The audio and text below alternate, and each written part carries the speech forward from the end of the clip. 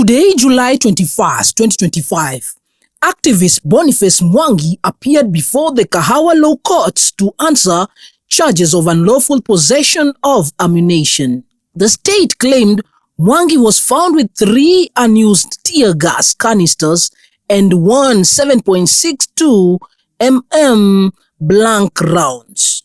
I think terrorists all over the world are laughing at Kenya. They are saying, which is this terrorist who uses a tear gas canister to scatter people fast before he can terrorize them?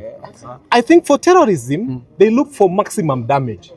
So when you say that Boniface Mwangi had a tear gas canister, and it is an implement of terrorism, what you are telling international terrorists is that we have an unqualified terrorist who first scares people to reduce the numbers before he can terrorize them.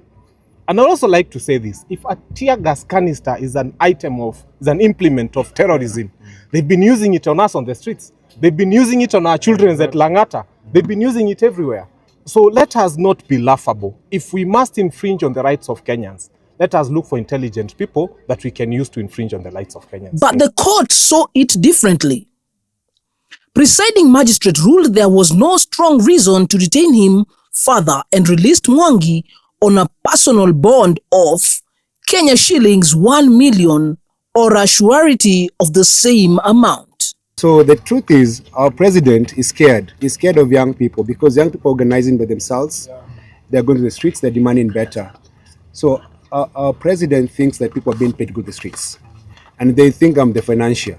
So when they went to my bank account, there was no money. So they thought I have money in, like I have a safe. I don't even have a safe in my home or even in my office.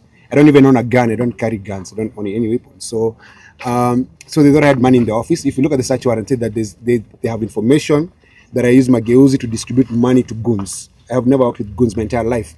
The people that I've worked with my entire life are actually present here. The guys who are singing in court, I know every single one of them. And so they're here. And none of us is a terrorist. So the president thinks the anger against his government is manufactured and people are being paid. People hate Ruto for free. No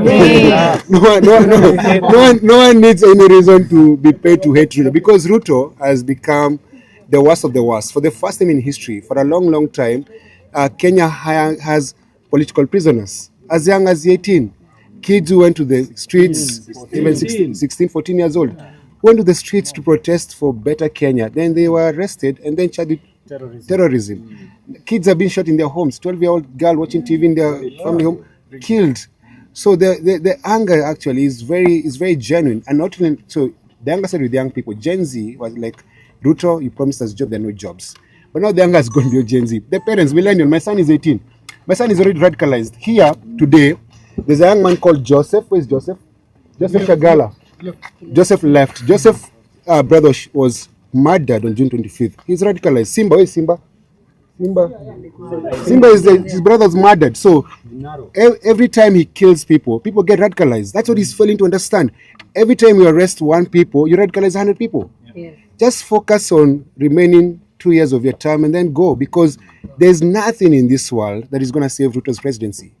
He's a one-time president. There's nothing. And I can guarantee you, he's going to be the first president in the history of this country who will leave state house and go straight to jail. Yes. They'll be arrested. And he's very afraid of that. So I know for sure what Murkomen and Ruto want to do to me. And I'll say this without fear.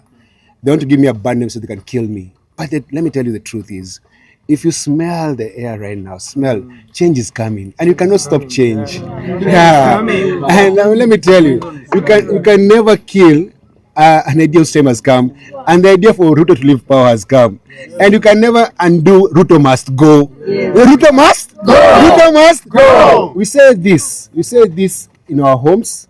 We say this in our churches. Say this in our pubs. We say this even when we're having sex. Ruto must go. We are tired.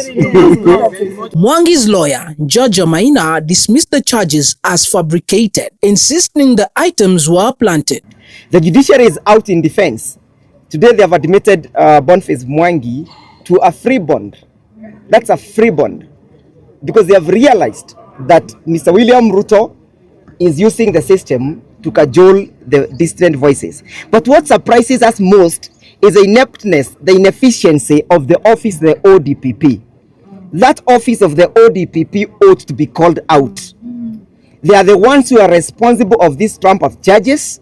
They are the ones who are encouraging the abrogation and the violation of the constitution by sustaining such kind of aggressive violation and aggressive pursuit of the people who do not agree with Mr. William Ruto. Unfortunately or fortunately, we are more than them. He has to jail and charge everybody the offense of terrorism, the 50 million of us, because we do not agree with what he's doing. We do not agree with the mismanagement of the country. We do not agree with the misgovernance of the country. We do not agree with the violation of the constitution. We do not agree to the violation of the rule of law. We do not agree to the humiliation and embarrassment and intimidation of freedom fighters and liberators. So today is a win for the Kenyan people.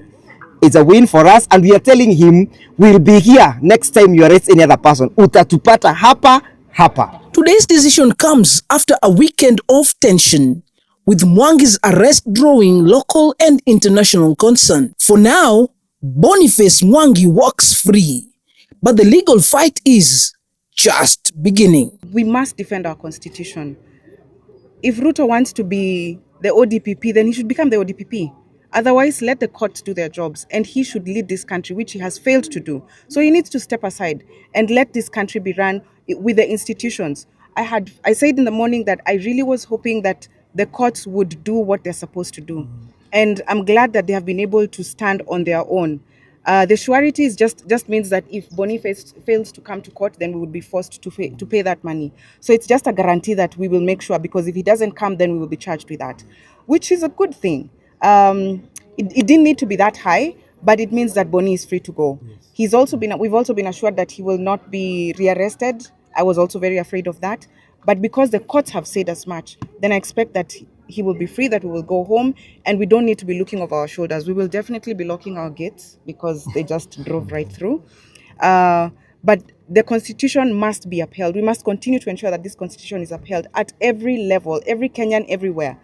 This constitution has got your back. So we must ensure that we come out in large numbers every time the constitution is violated, so that we make sure that it continues to cover us for years to come. And it's the same constitution that will jail Ruto and all those cronies of his. I am your one and only Director Jao.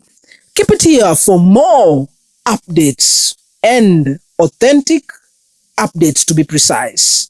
And like I always tell you, whoever has a brain, sense is expected.